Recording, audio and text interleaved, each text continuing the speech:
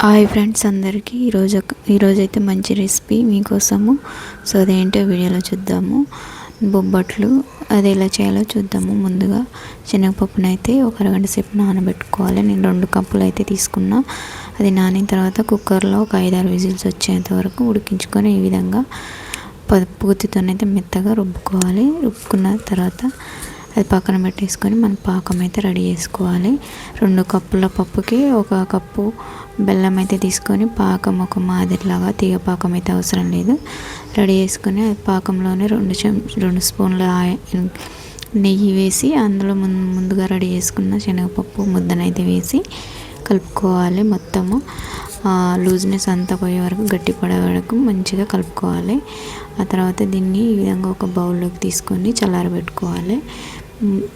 మనము బొబ్బట్ల కోసం అయితే పిండి అయితే కలుపుకుందాము. ఒక 2 కప్పుల గోధుమ పిండి తీసుకున్నాం, మైదా అయితే తీసుకోలేదు.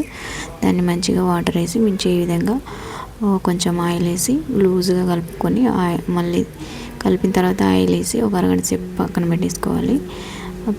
దాని తర్వాత ఈ విధంగా పిండిని ముద్దలు చేసుకొని ఒక కవర్ మీద అయితే ఫస్ట్ ఒత్తుకొని స్టఫింగ్ పెట్టుకొని మళ్ళీ క్లోజ్ చేసి దాన్ని ఈ విధంగా ఆయిల్ వేసి చేతితో ఒత్తుకోవాలి. పొడిపిండి అయితే వేయలేదు.